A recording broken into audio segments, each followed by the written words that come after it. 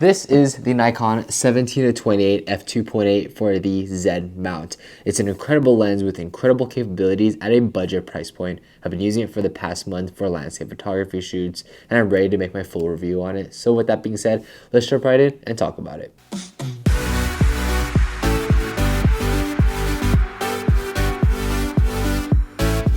What's up, y'all? It's Project Photography back with another video, and today, over this past month, I've been using this lens, the Nikon 17-28 f2.8 for the Z mount, and I've gone on a lot of shoots with it, taken a bunch of images, and I'm ready to make my full review of this lens.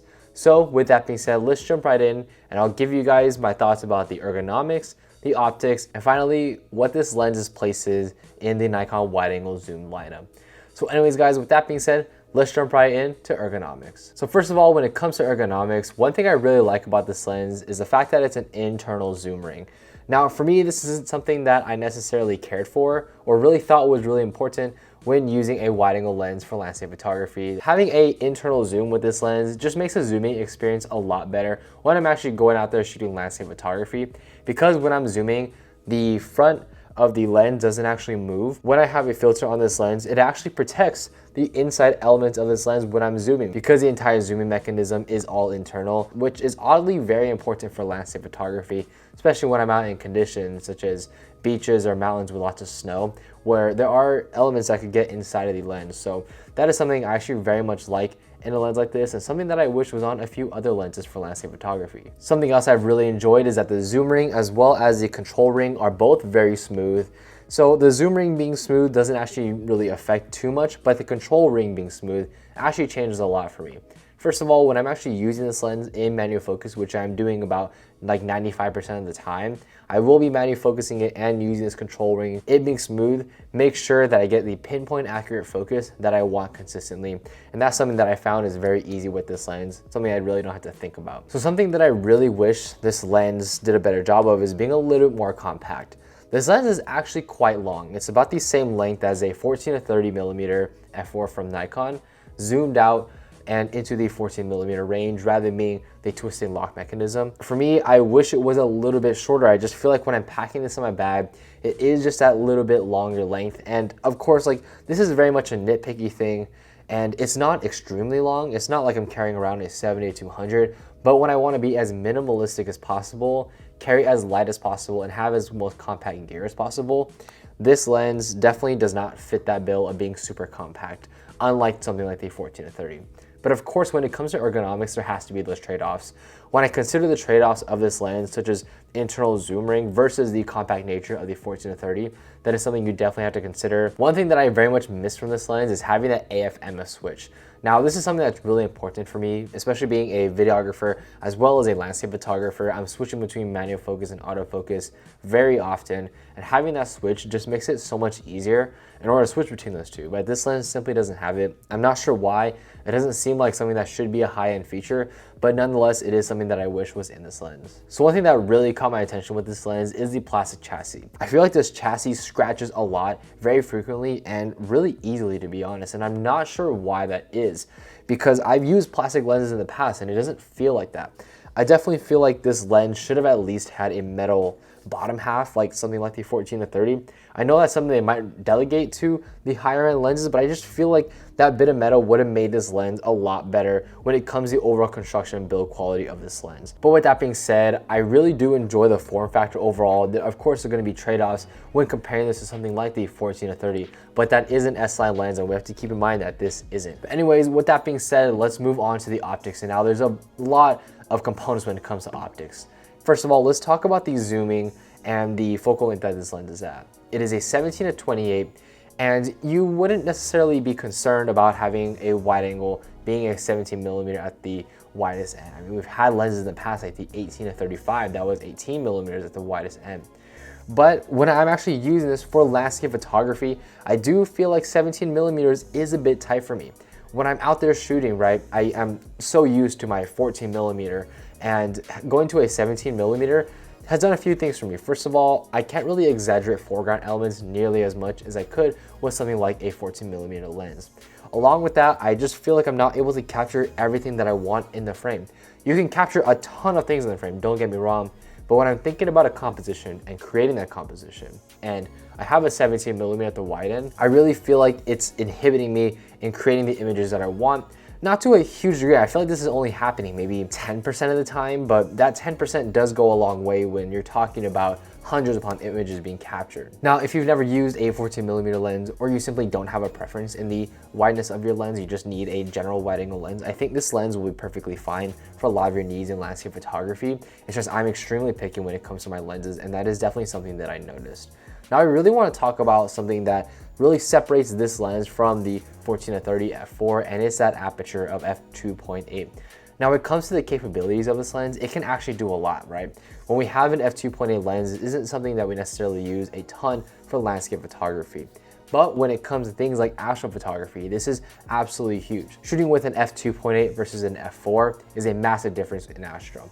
That means you can decrease the ISO that you use, you can take less images, you can just have a lot cleaner images overall, you can decrease your shutter time, and that's huge when shooting astrophotography. And this lens having that f2.8 is absolutely massive. Now, I unfortunately was not able to get images of me actually shooting astrophotography. I mean, it's just not the ideal time of year to shoot, and just things happen. But I've been using this lens at f2.8, and I do have a few notes about it. Overall, just to start with, I do think it is a decent lens performing when it comes optically at f2.8, but there are a few notes that I had. First of all, at the corners at 2.8, it definitely isn't as sharp as I would like it to be. We're so spoiled with f1.8 lenses being super sharp at the corners, like the 50mm f1.8s.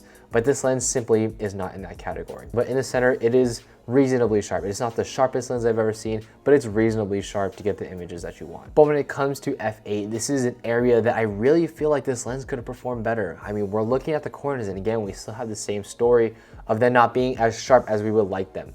The center is decently sharp, and I just feel like optically this lens is a decent performer.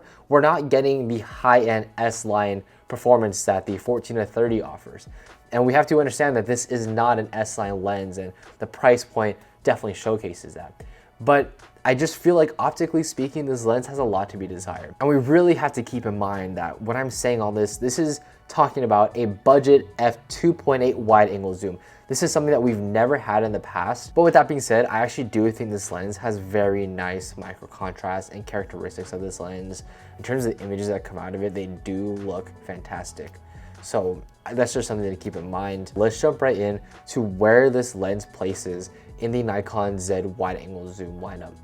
And for me, when I'm considering this lens, right, we're talking about lenses like the 14-30 f4, the 14-24 f2.8, and then this lens, the Nikon Z 17-28 f2.8. And where does it stack up in that lineup? So first of all, the Nikon 14-30mm, which is my wide angle of choice, is the best wide angle lens I've ever used. And this is what this lens is going up against, because they're both in the $1,200 range.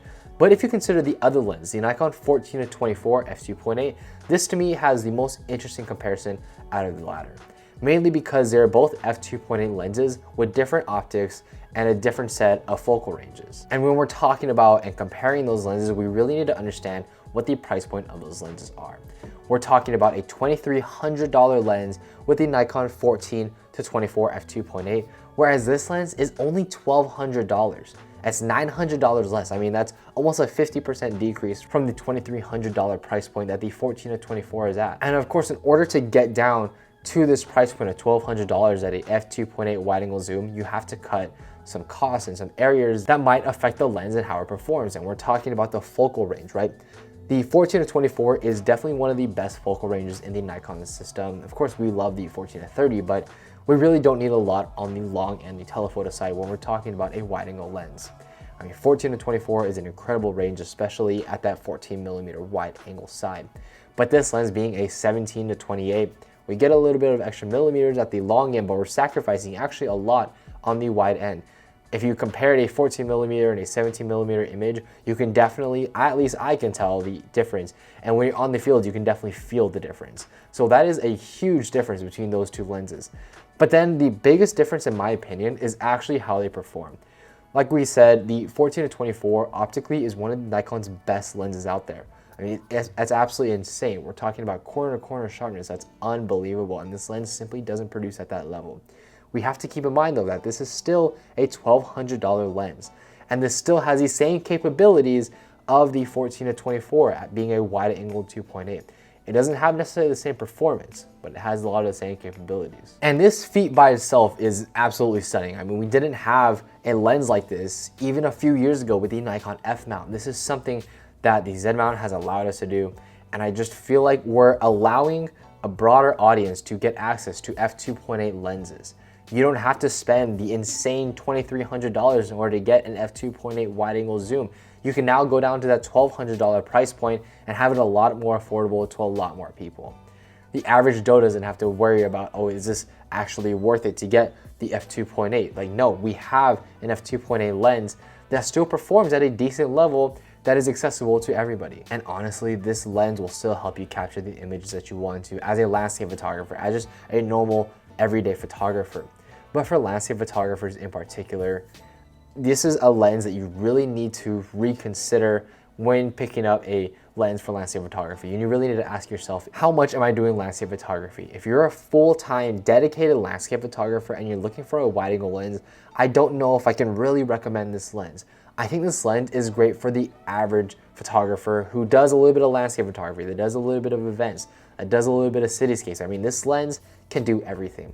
When I think about the 14-30, that lens is primarily used for landscape photography. What its specs are, the performance and everything is really geared towards landscape photographers. But this lens is geared towards everybody. I mean, everybody can pick up this lens and enjoy it because it has the f2.8 aperture, because it's a 17-28. I feel like it has a just fine focal range that I think a lot of people are going to enjoy and use for a lot of different niches of photography. So if you're in the market for a landscape photography lens that also can do astro, you're not trying to spend an insane amount of money and you just want images that you're going to enjoy, I think this lens could be it for you. I mean, it's good for landscape photography and can get you a stunning array of images. I mean, just look at the photos that I've taken.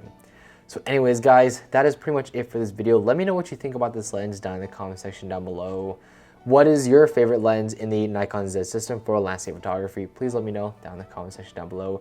Anyways, guys, thank you so much for experiencing the world with me today. Please feel free to rate, comment, subscribe, and I'll catch you guys in the next one.